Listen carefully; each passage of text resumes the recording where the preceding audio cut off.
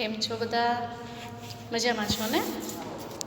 ધોરણ 9માં આપણે સામાજિક વિજ્ઞાનમાં 8મું ચેપ્ટર વિશેનો અભ્યાસ કરી રહ્યા છીએ, જેમાં આપણે છેલ્લા લેક્ચરમાં કેન્દ્ર સંઘની યાદી, રાજ્યોની યાદી અને સંયુક્ત યાદી એના વિશેનો અભ્યાસ કર્યો છે. હવે આપણે વિશેષ સત્તાઓ વિશે ચર્ચા કરીશું. તો વિશેષ સત્તાઓ કોને કહેવાય તેના વિશે આપણે પહેલાં વાત કરીશું. જે વિષયોમાં કેન્દ્ર અને રાજ્યો વચ્ચે સત્તાની સ્પષ્ટ વહેંચણી થઈ શકી ન હોય તે વિષયોને સમાવેશ શેષ સત્તાઓમાં કરવામાં આવે છે. હવે શેષ સત્તાઓ કોને કહેવાય તેના વિશેની આપણે ચર્ચા કરીશું. શેષ એટલે બાકી રહી ગયેલી સત્તાઓ, જેને આપણે વિશેષ સત્તાઓ તરીકે પણ ઓળખીએ છીએ. આ વધારાના વિષયો કે શેષ સત્તાઓ છે એમાં કાયદો ઘડવાની, તેમાં ફેરફાર કરવાની તે સંપૂર્ણ સત્તા કેન્દ્ર સરકારને એટલે કે સંસદને છે. સંસદમાં ખરડો પસાર કરવામાં આવે અને પછી તે કાયદો બને છે. તો આવી રીતે શેષ સત્તાઓ છે એ કેન્દ્ર સરકારને હસ્તક રહે છે. એ વસ્તુ તમારે ખાસ યાદ રાખવાનું છે. ભારતમાં કેન્દ્ર અને રાજ્યો વચ્ચે નાણાકીય સાધનોની વહેંચણી પણ કરવામાં આવી છે. શેષ સત્તાઓ વિશે આપણે વાત કરી રહ્યા છીએ. જે વિષયમાં કેન્દ્ર અને રાજ્યો વચ્ચે સત્તાની સ્પષ્ટ વહેંચણી થઈ શકી ન હોય તે વિષયોનો સમાવેશ શેષ સત્તાઓમાં કરવામાં આવે છે. આ વધારાના વિષયો કે શેષ સત્તાઓ જે છે એ ઘડવાની અને તેમાં ફેરફાર કરવાની એ બધી સત્તા કેન્દ્ર સરકારને એટલે કે સંસદને છે. ભારતમાં કેન્દ્ર અને રાજ્યો વચ્ચે નાણાકીય સાધનોની પણ વહેંચણી કરવામાં આવે છે. એમાં આબકારી જકાત, આયાત જકાત, નિકાસ જકાત, આવકવેરો વગેરે વધુ આવક આપતા કરવેરા કેન્દ્રને ફાળવવામાં આવ્યા છે. જ્યારે વેચાણ વેરો, મનોરંજન વેરો, મહેસૂલ, શિક્ષણ વેરો આવી ઓછી આવક ધરાવતા સાધનો રાજ્યોને ફાળવવામાં આવ્યા છે અને તેથી રાજ્યોએ કેન્દ્ર પાસેથી ગ્રાન્ટ સ્વરૂપે આર્થિક સહાયનો આધાર રાખવો પડે છે. એટલા વિશેની ચર્ચા આપણે આગળના લેક્ચરમાં કરી ચૂક્યા છીએ. આ આપણે ફરીથી એને રિપીટ કર્યું જેથી કરીને તમને ખ્યાલ આવે. તો આવી રીતે અલગ અલગ પ્રકારના જુદા જુદા કરવેરાઓ સરકાર દ્વારા ઉઘરાવવામાં આવે છે જે મોટી આવક હોય છે, અને રાજ્ય સરકાર જે કરવેરાઓ ઉઘરાવે છે એનું ભંડોળ ઓછું હોય છે. એટલે વિકાસના કાર્યો કરવા માટે એણે કેન્દ્ર સરકાર પાસે સહાય માંગવી પડે છે અને કેન્દ્ર સરકાર દ્વારા તેને સહાય ફાળવવામાં આવે છે. એનું બજેટ મંજૂર કરવામાં આવે છે અને એ જે નાણાં ફાળવે છે તેનો ક્યાં અને કેવી રીતે ઉપયોગ કરવામાં આવશે તેના વિશેની સંપૂર્ણ માહિતી માંગવામાં આવે છે. હવે ત્યાર પછીનો આપણી પાસેનો 5મો પોઈન્ટ છે કટોકટી વેળા એકતંત્રી વ્યવસ્થા. તો ભારતના બંધારણમાં 3 પ્રકારની કટોકટીની જોગવાઈ કરવામાં આવી છે. એમાં પહેલું છે યુદ્ધ, બાહ્ય આક્રમણ કે સશક્ત બળવો. આ 3 વસ્તુ ખાસ યાદ રાખજો. યુદ્ધ, બાહ્ય આક્રમણ કે સશક્ત બળવો જેવા સંજોગો ઉપસ્થિત થાય તો તેવા સંજોગોમાં રાષ્ટ્રીય સલામતી જોખમાતી હોય છે, એટલે કે ત્યાં જોખમ આવતું હોય છે. તો તેવી પરિસ્થિતિમાં દેશમાં કટોકટી ન સર્જાય અને આવી ખાસ કટોકટીની વેળા હોય ત્યારે દેશમાં પરિસ્થિતિ થાળે પડી રહે, વ્યવસ્થિત રીતે સંચાલન શક્ય બને એટલા માટે સલામતી વિષયક કટોકટી જાહેર કરી શકાય છે. બરાબર? સલામતી માટે યુદ્ધ હોય તો સ્વાભાવિક છે કે યુદ્ધ થાય એટલે સાથે સાથે જે ત્યાં રહેનારી જે જનતા છે તેને પણ નુકસાન સહન કરવું પડતું હોય છે. તેવી જ રીતે બાહ્ય આક્રમણ થાય એટલે કે યુદ્ધ સિવાયની પરિસ્થિતિમાં અન્ય આક્રમણો કરવામાં આવે. તો તમને ખ્યાલ હશે કે જુદા જુદા પ્રકારના હડતાળો હોય અથવા તો હુલ્લડ હોય તો તેવી પરિસ્થિતિમાં એવું બનતું હોય છે કે બહારની વ્યક્તિઓ આવીને જે તે વિસ્તારમાં ત્યાં આક્રમણ કરતી હોય છે. તો ત્યાં જાનમાલ બધા પ્રકારનું નુકસાન થતું હોય છે. તો ત્યાં કાયદો અને વ્યવસ્થા જાળવવા માટે સલામતીની કટોકટી જાહેર કરી શકાય છે. તેવી જ રીતે સશસ્ત્ર બળવો એટલે હથિયારધારી લોકો દ્વારા બળવો કરવામાં આવે અને લોકોને માલ સામાન અને તેની સંપત્તિ અને લોકોને જાન એટલે કે તેના મૃત્યુ થાય તેવા પ્રકારના પ્રયત્નો કરવામાં આવે તો તેવા સંજોગોમાં સલામતી કટોકટી જાહેર કરવામાં આવે છે. ત્યાર પછીનું બીજું છે, રાજ્યમાં કાયદો અને વ્યવસ્થાની પરિસ્થિતિ ભાંગી પડી હોય અથવા તો બંધારણીય જોગવાઈઓ અનુસાર રાજ્યની સરકાર ચાલી શકે તેમ ન હોય ત્યારે કેન્દ્ર સરકાર બંધારણીય કટોકટી જાહેર કરી શકે છે અને રાષ્ટ્રપતિ શાસન લાગુ કરવામાં આવે છે. બરાબર.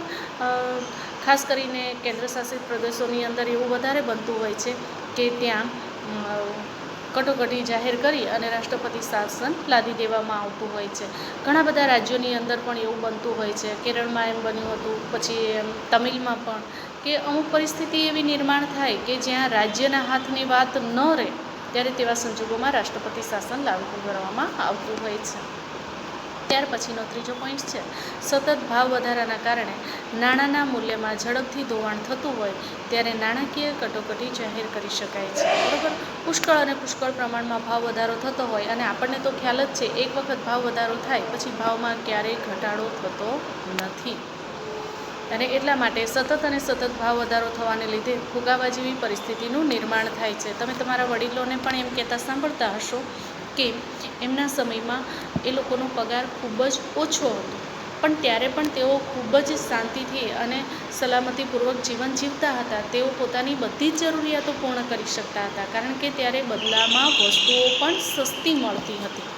તો આવી રીતે મૂલ્યમાં ઝડપથી ઘટાડો થાય, નાણાંનું મૂલ્ય ઓછું થતું જાય, એટલે કે તેનું અવમૂલ્યન થાય, તો તેવા સંજોગોમાં નાણાકીય કટોકટી જાહેર કરી શકાય છે. તો 3 પ્રકારની કટોકટી હોય. એક તો સલામતીની કટોકટી, બીજી રાષ્ટ્રપતિ શાસન એટલે કે બંધારણીય કટોકટી, અને ત્રીજી છે નાણાકીય કટોકટી. આ 3 પ્રકારની કટોકટી એ કેન્દ્ર સરકાર દ્વારા જાહેર કરવામાં આવે છે. આમ કટોકટીની આ 3 જોગવાઈઓ હેઠળ આપણું ધોવાણ થતું હોય ત્યારે નાણાકીય કટોકટી જાહેર કરીએ છીએ ત્યારે 3 હેઠળ આપણું સમવાય તંત્ર એકંદરે એકતંત્રી વ્યવસ્થામાં ફેરવાઈ જાય છે. બરાબર. સમવાય તંત્ર બદલાઈ જાય છે અને એકતંત્રી બની જાય છે. એક જ કેન્દ્ર સરકાર દ્વારા જ એનો સંપૂર્ણ વહીવટ કરવામાં આવતો હોય છે. તો તેટલા સમયગાળા પૂરતું સમવાય તંત્ર સ્થગિત થઈ જાય છે. જ્યાં સુધી કેન્દ્ર સરકાર કટોકટી હટાવી ન લે ત્યાં સુધી સમવાય તંત્રની કોઈ પણ કાર્ય ત્યાં આવતી નથી. ત્યાં એને કોઈ પણ પ્રકારનો ઇન્ટરફેર કરવાનો પણ હક હોતો નથી અને એટલા માટે સમવાય તંત્ર ત્યાં સ્થગિત થઈ જાય છે અને એકતંત્રી શાસન શરૂ થાય છે. જ્યાં સુધી કટોકટી રહે ત્યાં સુધી આ પરિસ્થિતિ રહેતી હોય છે. કટોકટી ઉઠાવી લેવામાં આવે એટલે આ પરિસ્થિતિ પાછી સમવાયતંત્રી બની જતી હોય છે. ત્યાર પછી છે 6થો પોઈન્ટ, દ્વિગૃહી પ્રથા. તો લોકો દ્વારા ચૂંટાયેલા પ્રતિનિધિઓમાંથી બનાવેલી જે સભા છે, જેને આપણે લોકસભા કહીએ છીએ, લોકો દ્વારા ચૂંટેલા હોય છે અને લોકોમાંથી જ આવેલા તેમના પ્રતિનિધિ હોય છે. તો લોકશાહીમાં લોકસભામાં જ સાચી સત્તા સ્થાપિત થયેલી હોય છે. તો સંસદના 2 ગૃહો છે. બરાબર. ઉપલું ગૃહ અને નીચલું ગૃહ. ઉપલું ગૃહ છે તેને રાજ્યસભા કહેવામાં આવે છે અને નીચલું ગૃહ છે તેને લોકસભા કહેવામાં આવે છે.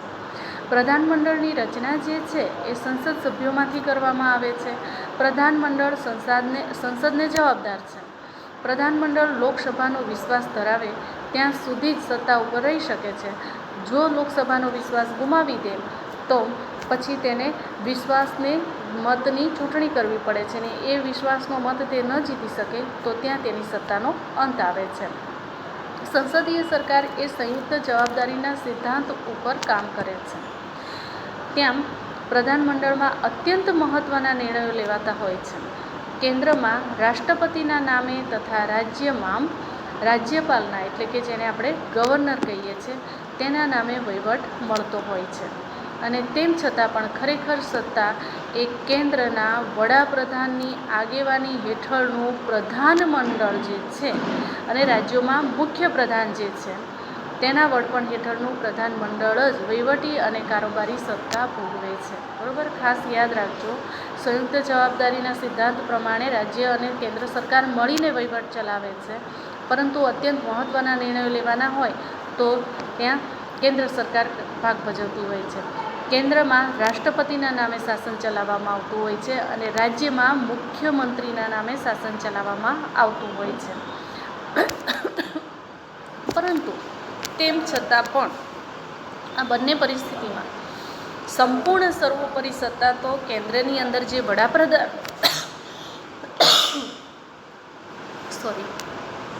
કેન્દ્રની અંદર જે વડાપ્રધાન હોય છે એને સંપૂર્ણ વહીવટી અને કારોબારી સત્તા ભોગવે છે. તે પોતે જે નિર્ણયો જાહેર કરે, જેમ કે આપણે અત્યારની હાલની વાત કરીએ તો આપણા રાષ્ટ્રપતિ એના દ્વારા કેન્દ્રની અંદર વહીવટ ચલાવવામાં આવે છે અને રાજ્યમાં મુખ્યમંત્રી એટલે કે આપણે રૂપાણી, બરાબર. તો તેવી જ રીતે બંને વ્યક્તિઓની સત્તા એમની રીતે સર્વોપરી છે, પરંતુ એ બંને પાછું કરવાનું કોનું રહેશે? મુખ્ય આપણા જે વ્યક્તિ છે વડાપ્રધાન એટલે કે મોદી, એના દ્વારા જે કારોબારી સત્તા સૌથી ઉપરની વહીવટી સત્તા તે વ્યક્તિ મારફતે ચલાવવામાં આવતી હોય છે. રાજ્યનું પ્રધાનમંડળ રાજ્યની વિધાનસભાને જવાબદાર હોય છે. લોકસભામાં એ કાયમી ગૃહ નથી, બરાબર. લોકસભામાં એ કાયમી ગૃહ નથી. ત્યાં 2/3 ભાગના સભ્યો દર વર્ષે નિવૃત્ત થતા હોય છે અને તેઓ જે તે રાજ્યનું પ્રતિનિધિત્વ કરે છે. રાજ્યસભામાં વિવિધ ક્ષેત્રના નિષ્ણાત અનુભવી એવી 12 વ્યક્તિઓની સભ્ય તરીકેની પસંદગી રાષ્ટ્રપતિ કરે છે. તો તે અંડરલાઇન કરો. રાજ્યસભાની પસંદગી કોણ કરે છે? રાષ્ટ્રપતિ કરે છે. એમાં સભ્યો કેટલા હોય છે? 12, બરાબર.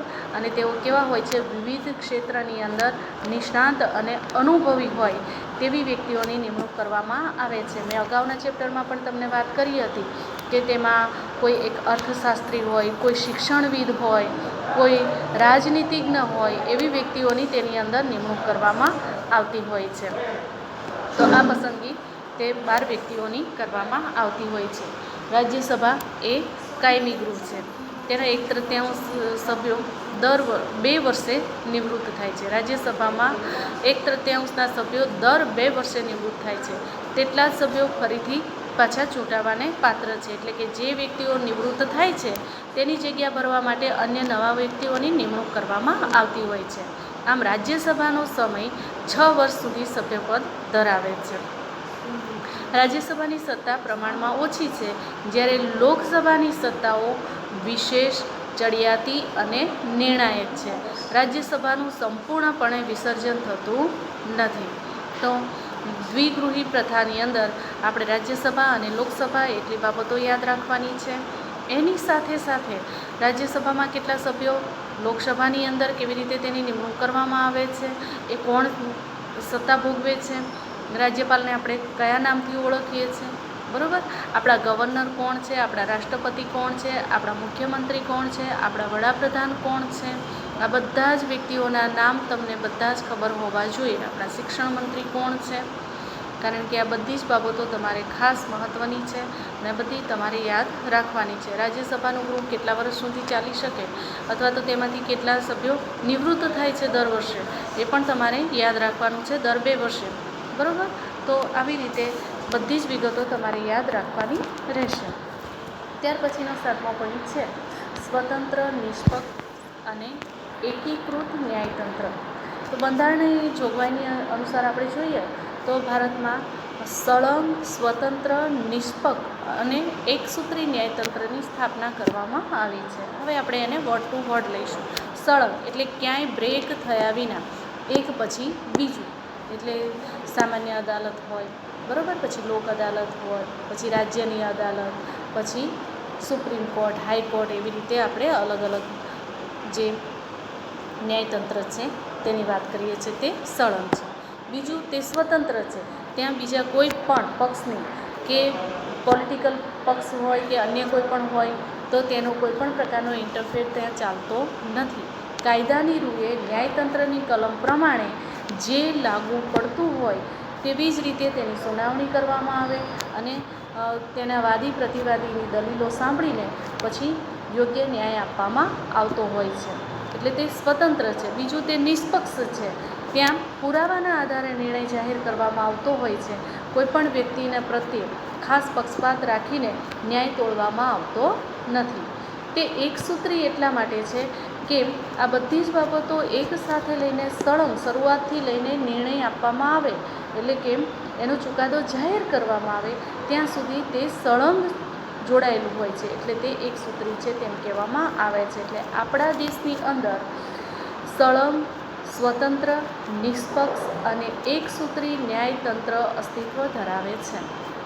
જેની ટોચે સર્વોચ્ચ અદાલત, બરાબર, સૌથી પહેલી સર્વોચ્ચ અદાલત, ત્યાર પછી એટલે ટોચ પર એટલે ઉપરથી નીચેની તરફ આપણે આવીએ છીએ કે સર્વોચ્ચ અદાલત, પછી મધ્યમાં રાજ્ય કક્ષાએ વડી અદાલતો જુદી જુદી હોય, પછી જિલ્લા કક્ષાએ અદાલતો હોય છે, તેના તાબાની અદાલતો, એ ઉપરાંત વિશેષ અદાલતો પણ હોય છે, ફોજદારી અદાલત, દીવાની અદાલત, એવી રીતે અદાલતો હોય છે.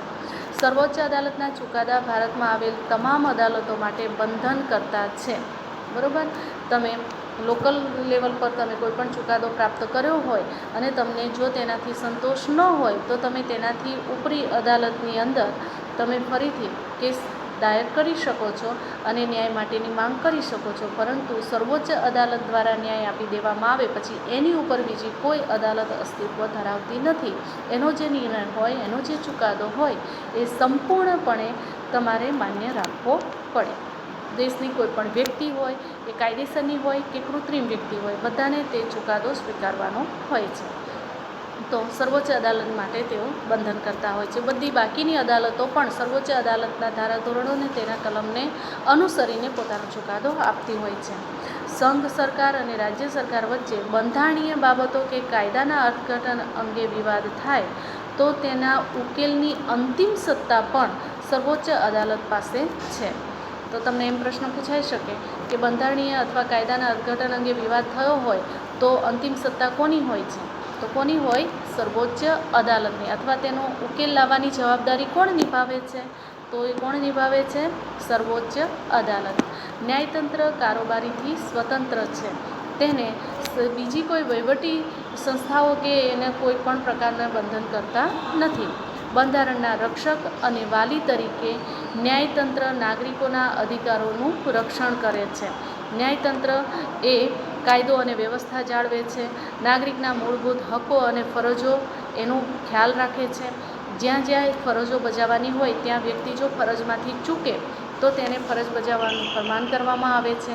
આવી રીતે તે તેના અધિકારોનું રક્ષણ કરે છે. ત્યાર પછીનો 8મો પોઈન્ટ છે બંધારણમાં સુધારો. ત્યાર પછીનો આપણો 8મો પોઈન્ટ છે બંધારણમાં સુધારો. તો ભારતીય બંધારણ અન્ય દેશોના બંધારણ કરતાં પરિવર્તનશીલ છે. પરિવર્તનશીલ કોને કહેવાય? જેમાં આપણે ફેરફાર કરી શકીએ છીએ. ફેરફારક્ષમ હોય તેને આપણે પરિવર્તનશીલ કહીએ છીએ. એટલે બંધારણની અંદર બીજા દેશોના જે બંધારણ છે એમાં ફેરફારની શક્યતાઓ ઓછી છે. તેના કરતાં આપણા દેશનું જે બંધારણ છે તેમાં ફેરફારની શક્યતાઓ રહેલી છે. એટલે એ વધારે પરિવર્તનશીલ છે તેમ કહી શકાય. સમય અને સંજોગોને આધીન બંધારણમાં ફેરફાર કરવાની જરૂર પડતી હોય તો તેવા સંજોગોમાં બંધારણમાં ફેરફારની કલમોને 3 ભાગમાં વહેંચી દેવામાં આવી છે. તો એ 3 ભાગ કયા કયા છે તેના વિશે જોઈએ. પહેલું છે, અમુક જોગવાઈઓમાં સંસદના હાજર અને મત આપતા સભ્યોની સાદી બહુમતીથી સુધારો કરી શકાય છે. આ પહેલું, બરાબર. જોગવાઈમાં પહેલી જે જોગવાઈ છે એમાં અમુક જોગવાઈઓ જેની અંદર સંસદમાં હાજર અને મત આપતા સભ્યો જે હાજર હોય અને જેઓ મત આપતા હોય તેવા સભ્યોમાં બહુમતીથી આ ફેરફાર કરી શકાતો હોય છે. બીજું છે, અમુક જોગવાઈઓ એવી હોય છે કે જેમાં સંસદના બંને ગૃહો એટલે કે રાજ્યસભા અને લોકસભા એ બંને ગૃહોની કુલ સભ્ય સંખ્યાની બહુમતી અને હાજર તેમજ મત આપતા સભ્યોની 2/3 સ્પષ્ટ બહુમતી મેળવીને પછી જ ફેરફાર થઈ શકે છે. આ બધી જોગવાઈ બંધારણની અંદર કરવામાં આવેલી છે કે પહેલી જોગવાઈ કોને લાગુ પડે, બીજી કોને લાગુ પડે. પરંતુ તમારે આ બાબત ખાસ યાદ રાખવાની છે. બંને ગૃહોના કુલ સભ્યો હોય એની સંખ્યા, પછી એમાંથી પાછી બહુમતી, એમાં પાછા હાજર વ્યક્તિઓના મત અને એ પાછા 2/3 તો હોવા જ જોઈએ. એટલી સ્પષ્ટ બહુમતી મળે તો ફેરફાર થઈ શકે છે. ત્રીજું છે, બંધારણના અમુક ભાગમાં સુધારો કરવા માટે સંસદના બંને ગૃહોની કુલ સભ્ય સંખ્યાની બહુમતી તેમજ હાજર અને મત આપનાર સભ્યોની 2/3 બહુમતી ઉપરાંત અડધા કરતાં વધુ ઘટક રાજ્યોની વિધાનસભા ગૃહોની મંજૂરી જરૂરી છે. બરાબર. એટલે બીજી જે જોગવાઈ છે એટલી તો ખરી જ, એ ઉપરાંત અડધા કરતાં વધુ ઘટક રાજ્યોની વિધાનસભાના ગૃહોની પણ મંજૂરી જરૂરી છે. કેન્દ્ર અને રાજ્યોમાં આંતરસંબંધો કે ઉચ્ચ ન્યાયતંત્રના માળખામાં સુધારો કરવાનો હોય ત્યારે કુલ રાજ્યોના ઓછામાં ઓછા અડધા રાજ્યોની સંમતિથી તે સુધારો કરી શકાય છે. એટલે આપણા જેટલા કુલ રાજ્યો હોય તેમાંથી ઓછામાં ઓછા અડધા રાજ્યો એટલે કે 50% તો તેમાં જોડાયેલા હોવા જ જોઈએ. એટલાની સંમતિ તો હોવી જ જોઈએ. તે આપણી તરફેણમાં હોય તો તેમાં સુધારો કરી શકાય. ન્યાયિક ચુકાદાના આધારે પણ સંસદ દ્વારા બંધારણમાં સુધારો કરવામાં આવે છે. બંધારણના મૂળભૂત માળખામાં ફેરફાર કરી શકાતો નથી. ખાસ યાદ રાખજો, બંધારણનું જે મૂળભૂત માળખું છે તેમાં ફેરફાર કરી શકાતો નથી. બંધારણની ઘણી બાબતોમાં સંસદની સાદી બહુમતીથી સુધારો કરી શકાતો હોવાથી બંધારણ સુપરિવર્તનશીલ અને લચીલું ગણાય છે. બરાબર? કારણ કે બહુ આસાનીથી તેમાં ફેરફાર શક્ય બને છે. આપણું શરીર હોય તો તમે જોજો, યોગા કરતા હોય તો અલગ અલગ પ્રકારના યોગાસનો કરનાર વ્યક્તિનું શરીર જેમ પાળો તેમ વળે, એટલે એમ કહેવાય કે લચીલું છે. એ લચીલું શબ્દ એટલે કે જેવી રીતે ફેરફાર કરવો હોય તેવી રીતે શક્ય બની શકે, એટલે અહીંયા લચીલું શબ્દનો ઉપયોગ કરવામાં આવેલો છે. કેટલીક બાબતોમાં બંધારણમાં સાદી બહુમતીથી સુધારો થઈ શકતો નથી. સાદી બહુમતીથી સુધારો થઈ શકે, પરંતુ અમુક બાબતોમાં જ થઈ શકે. તે કઈ વસ્તુઓ છે ને ક્યાં કેટલી ઇમ્પોર્ટન્ટ છે એ વસ્તુને આધારે સાદી બહુમતીથી સુધારો થઈ શકે. જો તે અતિ મહત્ત્વની વસ્તુઓ હોય તો ત્યાં સાદી બહુમતીથી સુધારો શક્ય બની શકે નહીં. રાજ્યોના અનુમોદન વગર સુધારો શક્ય ન હોવાથી તેટલે અંશે તે દુષ્કર છે. આમ બંને મિશ્રણ ભારતીય બંધારણનું આગવું લક્ષણ ધરાવે છે તેમ કહી શકાય. ત્યાર પછી છે સર્વાત્રિક પુખ્ત વય મતાધિકાર. બરાબર? આમ તો મતાધિકાર વિશેની બાબતો વિશે આપણે બધા જ જાણીએ છીએ અને આપણને ખ્યાલ પણ છે. આ અંગે આપણે અગાઉ પણ ચર્ચા કરી છે. સગીર શબ્દનો ઉલ્લેખ થયો આમુખની અંદર, ત્યારે પણ આપણે તેની ચર્ચા કરી છે. પુખ્ત વયની વ્યક્તિ કોને કહેવાય એના વિશે આપણે માહિતી મેળવી છે. ભારતના બંધારણમાં 18 વર્ષથી ઉપરના, તો આપણા ભારતના બંધારણની અંદર 18 વર્ષથી જે ઉંમર હોય અથવા તેનાથી ઉપરની ઉંમર એ કોઈપણ જાતના ધર્મ, જાતિ, શિક્ષણ, લિંગ, આવક, કોમ, મિલકત કે જન્મસ્થાન જેવા કોઈપણ જાતના ભેદભાવ મુક્ત રીતે દરેક નાગરિકને સમાન મતાધિકાર આપવામાં આવે છે. બરાબર? હવે જો આમાંથી એક એક શબ્દની આપણે ચર્ચા કરી હતી. કોઈપણ જાતના ધર્મ, આપણે બિનસાંપ્રદાયિક રાષ્ટ્ર છે એટલે જુદા જુદા ધર્મ અંગીકાર કરનારી વ્યક્તિઓ અહીં આપણા દેશમાં વસે છે.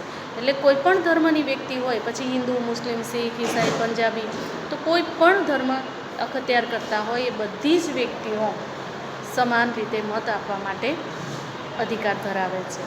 જાતિ, તો જુદા જુદા ધર્મ તો છે જ, એની સાથે જુદી જુદી જાતિ પણ અસ્તિત્વ ધરાવે છે. બરાબર? અને જાતિ એટલે જુદા જુદા સમાજ આપણે જેને કહીએ છીએ કે પટેલ, વાણિયા, બ્રાહ્મણ, કોળી, એમ અલગ અલગ પ્રકારની જુદી જુદી જ્ઞાતિ હોય છે. તો એવી કોઈ પણ પ્રકારની જ્ઞાતિ હોય કે જાતિ હોય એ દરેક વ્યક્તિ એ સરખા હકથી મત આપવાનો અધિકાર ધરાવે છે. પછી શિક્ષણ, તો એવું નથી કે જે બહુ જ ભણેલા હોય એ વધારે મત આપી શકે, ડબલ મત આપી શકે, ઓછું ભણેલા ઓછો મત આપી શકે, અભણ હોય એ મત ન આપી શકે, એવું હોતું નથી. શિક્ષણ ગમે તેટલું મેળવ્યું હોય અથવા બિલકુલ ન મેળવ્યું હોય છતાં પણ દરેક વ્યક્તિ મતાધિકાર ધરાવે છે. ત્યાર પછી આવક, તો આવકની અસમાનતા પણ આપણા રાષ્ટ્રની અંદર આપણે જાણીએ જ છીએ અને આગળના લેક્ચરમાં આપણે ચર્ચા કરી છે કે જુદી જુદી વ્યક્તિઓ મારફતે આવક મેળવવામાં આવે છે. એનું પ્રમાણ અલગ અલગ હોય છે. કોઈક પુષ્કળ પ્રમાણમાં નાણાં કમાય છે અને કોઈકને 2 ટાઈમ જમવાના પણ વાંધા પડી જાય છે, એટલી જ આવક પ્રાપ્ત થતી હોય છે. છતાં પણ બંને પ્રકારની વ્યક્તિઓ મત ધરાવે છે, એટલે મત આપવાનો અધિકાર ધરાવે છે. વ્યક્તિની આવકની અસમાનતા ગમે તેટલી હોય પરંતુ તેટલા જ અધિકારથી તે મત આપી શકે છે. ત્યાર પછી લિંગ, એટલે સ્ત્રી હોય, પુરુષ હોય, વૃદ્ધો હોય, કોઈ પણ વ્યક્તિઓ હોય, એ બધી જ વ્યક્તિઓ. અને હવે તો લિંગમાં પાછું એક નવો ઉમેરો એ પણ કરવામાં આવ્યો છે કે જેને આપણે કિન્નર કહીએ છીએ, જેને સ્ત્રી અથવા પુરુષમાં સમાવેશ નથી કરતા એવા લોકોને પણ મત આપવાનો અધિકાર સરકાર દ્વારા આપવામાં આવે છે. એટલે બધા જ પ્રકારના કોઈ પણ જાતના ભેદભાવ, લિંગના ભેદભાવ વિના પણ તેમને મત આપવાનો અધિકાર આપવામાં આવે છે. કોમ, જુદા જુદા સમાજના વાડા જે હોય છે એને આપણે કોમ કહીએ છીએ. તો આવી કોમ જે છે એ દાખલા તરીકે હિન્દુ ને મુસ્લિમ, તો આ કોમ કહેવાય. હિન્દુ પણ કોમ કહેવાય, મુસ્લિમ પણ કોમ કહેવાય. ભલે ધર્મ જુદા જુદા હોય પણ હિન્દુ એટલે એક કોમ થઈ. મુસ્લિમ તો મુસ્લિમમાં પાછા શિયા અને સુન્ની એવા અલગ અલગ ઘણા બધા ફાંટા હોય છે, પણ બધા એક કોમ કહેવાય. તો બધા જ લોકો એક સરખો મત આપવાનો અધિકાર ધરાવે છે. પછી મિલકતની દ્રષ્ટિએ જોઈએ તો અમુક લોકોની પાસે પુષ્કળ પ્રમાણમાં મિલકત હોય છે અને કેટલાક લોકો પાસે રહેવાના પણ વાંધા હોય છે, એમની પાસે બિલકુલ મિલકત હોતી નથી. તો તેવી વ્યક્તિઓ પણ ગરીબ હોય કે તવંગર, ટૂંકમાં દરેક વ્યક્તિ મત આપવાનો અધિકાર, સમાન અધિકાર ધરાવે છે. ત્યાર પછી છે જન્મસ્થાન. એટલે પછી તમે કોઈ પણ જગ્યાએ જન્મ્યા હોય પણ ભારતનું નાગરિકત્વ તમારી પાસે હોય, પછી રાજ્ય કોઈ પણ હોય તો પણ ચાલે, અથવા તો ફોરેનમાં જન્મેલા હોય પણ ભારતનું નાગરિકત્વ સ્વીકાર્યું હોય તો તે ભારતમાં મત આપવાનો અધિકાર ધરાવે છે. એટલે અહીંયા કોઈપણ જાતના ધર્મ, જાતિ, શિક્ષણ, લિંગ, આવક, કોમ, મિલકત કે જન્મસ્થાન એ કોઈપણ જાતના ભેદભાવથી મુક્ત રહીને દરેક વ્યક્તિ મત આપવાનો સમાન અધિકાર ધરાવે છે. એ ખરેખર પ્રગતિશીલ અને હિંમતભર્યું પગલું છે. આ અસમાનતાને નિવારીને આ કામ કરવું એ ખરેખર હિંમત માંગી લે તેવું કામ છે અને આપણા રાષ્ટ્રની અંદર, ભારતમાં તે વસ્તુ શક્યતા ધરાવે છે અને એ રીતે જ આપણે મત આપીએ છીએ. મતાધિકારને કારણે લોકશાહીમાં પ્રત્યેક નાગરિકને ચૂંટણી સમયે પોતાની પસંદગીના ઉમેદવારને મત આપીને ચૂંટવાનો અધિકાર છે. અલગ અલગ પ્રકારની વ્યક્તિઓ જ્યારે ચૂંટણીમાં ઊભી હોય ત્યારે કોઈપણ પ્રકારના પ્રેશર વિના વ્યક્તિ ઈચ્છે તે વ્યક્તિને, મત આપનારી વ્યક્તિ ઈચ્છે તે વ્યક્તિને, જે ચૂંટણીમાં ઊભી રહી હોય તે વ્યક્તિને મત આપી શકે છે. ચૂંટણીમાં યુવા મતદારોની ઉત્તરોત્તર વધતી સંખ્યા, સજાગતા, ઉમળકો, મતદાનની જાગૃતિ, આ બધાને કારણે મતદાનનું વધેલું પ્રમાણ. આમ રાજકીય ક્ષેત્રે યુવાઓની સક્રિયતા એ લોકશાહીની પરિપક્વતા અને સફળતાની નિશાની છે. તો ઉત્તરોત્તર મતદારોની સંખ્યા વધી છે. તો શા માટે? કારણ કે યુવા વર્ગ જે છે એ મત આપવાનું હવે વધુને વધુ પ્રમાણમાં મત આપે છે. આપણે ઘણી બધી વખત ચૂંટણી હોય તો ત્યારે તમે સાંભળતા હશો કે આ સ્થળ પર આટલા ટકા મતદાન થયું. તો એમાં મોટા ભાગે યુવાનોની સંખ્યા મત આપવામાં વધારે પ્રમાણમાં હોય છે. એટલે તે લોકો, એક તો ઉત્તરોત્તર યુવાનોની સંખ્યા વધી રહી છે, બીજું તેઓને રાષ્ટ્ર પ્રત્યે, મત પ્રત્યે તેઓની સજાગતા વધતી જાય છે. ત્યાર પછી નવા હજી મત આપવાનો અધિકાર પ્રાપ્ત થયો હોય એટલે ઉલ્લાસ, એનો ઉમળકો પણ એટલો જ વધારે હોય છે. અને બીજું, તેઓ જાણતા હોય છે કે મત આપવો એ આપણું એક અધિકારની સાથે સાથે આપણી ફરજ પણ છે. જો આપણે એક મત ન આપીએ તો એના લીધે થઈને એક મતથી પક્ષ પલટા થઈ જતા હોય છે, સત્તાઓ બદલાઈ જતી હોય છે. તો જે સારી વ્યક્તિઓ છે, જે દેશ માટે કામ કરવા માટે સક્ષમ છે, તેવી વ્યક્તિઓને ચૂંટવા માટે યોગ્ય રીતે મતદાન થવું જરૂરી છે. આવી સજાગતા લોકોમાં હોય છે અને સરકાર દ્વારા પણ જાગૃતિ અભિયાનો કરીને મત વિશેનું મહત્ત્વ સમજાવવામાં આવે છે. તેને લીધે થઈને મતદાનનું પ્રમાણ વધી રહ્યું છે. આમ રાજકીય ક્ષેત્રે યુવાઓની સક્રિયતા એ લોકશાહીની પરિપક્વતા અને સફળતાની નિશાની છે, જે આપણા રાષ્ટ્રની અંદર જોવા મળે છે.